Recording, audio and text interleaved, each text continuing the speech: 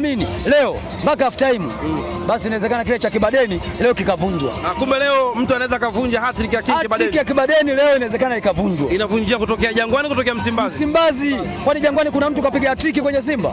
Hakuna mpaka leo, mpaka timu yao inazeeka miaka 90. Hakuna aliyepiga hat-trick. Lakini kwenye vitu vidogo vidogo wapo waliopiga hat-trick.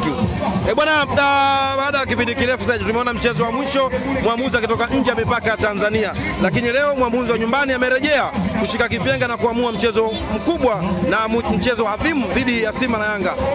Arajiga, kwa upande wako wewe, baada ya kusikia jina la Arajiga, nini kilifikiria katika akili yako?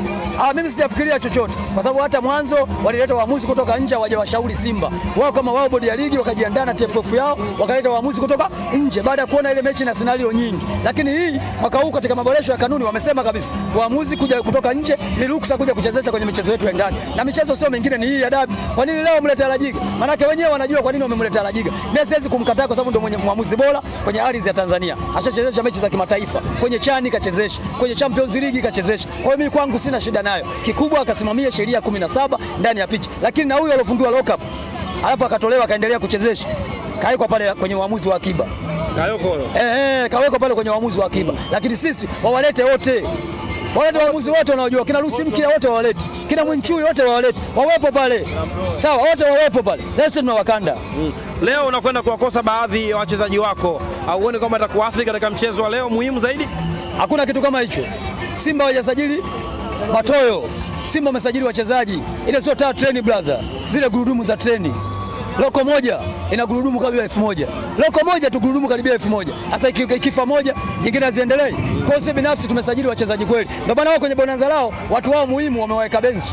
Wanaogopa kwamba sipate injury wakakosa mchezo ule. Kwa hiyo wao wana pressure kuliko sisi. Sasa tumepoteza mara 5, lakini tuna confidence kubwa, tunajiamini. Lakini wao walioshinda mara 5 hawana imani kwa sababu wanajua ule ushindi walipokuwa wanaupata. Kwa maana yao walikuwa wanabahatisha. Sasa si mpaka kigogo wa serikali ndio wapate ushindi. Mpaka kigogo wa serikali ndio wapate ushindi. Kwa bila kigogo wapate ushindi. Kigogo unapata wapi ushindi? Kwa mechi zote 5 kigogo wa serikali. Kwani misimu yao miwili walitufunga? Mwaka wa kwanza 2022 walitufunga. Mechi mbili zote sare. Msimu wa 22-23 mechi ya kwanza sare, mechi ya pili wakukanda 2. Kibudeni sina inonga. Baada pale wakaona sasa tukachukua mara 3 tusiwafunge Simba. Ndio wakaamua kutengeneza mazingira, wakaweka kigogo chao cha serikali, si serikali ya Kenya, si ya Burundi, mimi sijui. Hicho ndio kilichofanya wao wapate matokeo kwenye mechi 5. Sasa kigogo wa serikali huyo tushamstukia. Leo anakandwa hapo.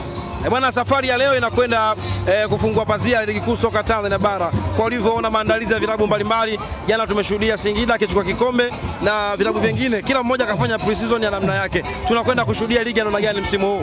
Ligi itakuwa ya ushindani. Wachezaji wengi kutoka nje ya mataifa letu wameletwa kwenye vilabu mbalimbali na nimewaona performance yao kwenye vilabu walivyopo ni wazuri. Kwa hiyo naamini waendelee kuwa hivyo na wachezaji wazao, angalizo langu, waache habari za shiriki. Wachezaji wazao waache habari za shiriki. Wa focus kwenye mazoezi ili wapewe namba na makocha ili wapambane kwa ajili ya taifa letu. Sio tunataka wachezaji wengi wakacheze Ulaya. Sio kila siku unatembea mizizi. Wewe ukitoka hapa kwenye taifa la mwenzako unaweza kutumia mzizi. Mzizi utumia nyumbani kwako tu. Kwa hiyo waachane na habari ya mizizi, wa focus kwenye mazoezi, wajitume, ndipo wataenda kufanya vizuri kwenye mashindano makubwa barani Afrika na nje ya nchi hiyo wataenda kulipambania taifa. Lakini waache kuwaloga wenzao ili wasifanye vizuri wao onekane wao bora. Kumbe wewe mwenyewe tu upendi shiriki. Mimi mwenyewe sipendi shiriki. Uchezwe mpira kwenye pitch, majibu yapatikane kwenye pitch. Mchezaji bora siku zote anaonekana kwenye pitch, sio kwenye vibuyu. Hakuna mchezaji mzuri anaonekana kwenye vibuyu. Kwa hiyo naomba waachane na hizo habari. Wacheze mpira, hayo ndio takuwa mafanikio yao wachezaji wetu wa ndani. Lakini professional player unawaona hapa. Walikuja kina Papa Ndawa. Sawa? Walikuwa wamefungwa power bank. Mchezaji ana kiatu cha kushona. Wale manake walikuja kuleta shiriki ndio maana wakudumu. Lakini wangecheza mpira, wangedumu. Kwa hiyo naamini wachezaji wazao wakijitambua watafika mbali. Hayo ndio maoni yangu kwa wachezaji wa ndani. Mpaka hivi leo bado hatujaona MVP, mfungaji bora, tuzo zikitolewa. Ligi inakwenda kuanza, maana ngao ya leo hii inakwenda kufungua pazia ya ligi kuu. Unadhani kuna nini hapa katikati? Mimi sioni kama kuna jambo lolote hapa katikati. Ninachokiamini kila mmoja ametoka pre-season yake. Ndugu zetu pre-season yao walikuwa hapa wanakula ugali wa muhogo na kisamvu, lakini sisi tulitoka zetu Cairo Misri na tulianzia pale Ismailia. Alafu tukaenda Cairo Misri. Baada ya hapo tukarejea Tanzania na tukaja kuwaonesha wachezaji wetu kwenye Simba Day. Na kila mmoja alienjoy kuwaona wachezaji wake kiwango cha mchezaji mmoja mmoja. Kwa hiyo naamini hii ni dira njema, ni salamu kwa wale ndugu zetu kutoka pale Botswana, wale makilikili. Wajipange. Chezeni ngoma, vaeni vibaya, lakini tunakuja kuwachezesha mdununga. Mnaujua mdunungo? Mdunange wanaujua? Tunawapelekea ngoma mdumange pa. Wajiandae kucheza mdumange. So wanacheza makilikili kuvaa vibwaya, mjiandae kuvaa suti.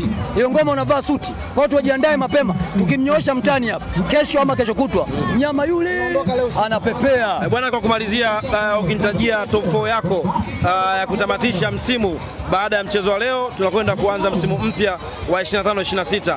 Wewe kama shabiki wa Simba, tutajie top 4 yako Ya baada ya msimu kumalizika. Bingwa nani, wa pili, wa tatu na wa nne? Top 4 yako unaokuja 25-26. Ndio baba. Namba 1 Simba, namba 2 Lamba, nyuma mwiko anaenda kushika nafasi ya 3 msimu huu. Zamu yake kama tulivyosikia sisi msimu wa mwaka juzi. Sawa. Nafasi ya 4 anaenda kushika na nani? Singida United. Kwa hiyo ndio top 4 yangu. Nyuma mwiko ya 3 mwanae anashika nafasi ya 4. Yaani wanakaa pamoja pale namba za mwisho. Lakini mimi na Azam msimu huu, mimi nachukua ubingwa, Azam atakuwa nafasi ya pili. Bwana, neno moja kwa Mohamed Hussein Shabalala. Tunaona siku nyingi sana tangia Shabalala ende Simba. Ni kweli, jina langu kwa Mohamed Hussein Shabalala, ni kijana wetu amefanya mazuri ndani ya Simba na tunaendelea kuchati kwenye mitandao ya kijamii. Tunamwombea dua afanye kazi kwa usalama, kwa sababu wachezaji wengi wa ndani hawezi kutimiza ndoto zao bila kucheza vilabu hivi viwili. Lakini akijua kule alikokwenda ni Kigoma mwisho wa reli. Ile haina tofauti na mashine ya miwa. Ukikamuliwa kutoka hapo Makapi anaenda kupelekwa Jalalani. Kwa hiyo akitoka pale kama Chama, kapokelewa, amefunika msiba wa Manji, lakini mpaka leo hajaaga. Wakati walivyompokea mpaka vijola walishona na ngoma walicheza, lakini kuondoka kimya. Chama yule yuko Singida, kaenda kuchukua tuzo kule ya kuwa mchezaji bora, mfungaji bora. Na yeye ndo kaipeleka timu finali, sawa, lakini yeye kaisababisha timu ichukue ubingwa. Kwa hiyo kaanza kutengeneza heshima mpya akiwa na Singida, lakini hawezi kuipata heshima ambayo ameipata Simba Sports. Kwa mantiki hiyo, umuone akinyanyua makwapa msimu huu Shabalala, Shabalala kiinua kwapa basi la ndege sio lake. Leo kwapa la ndege sio lake.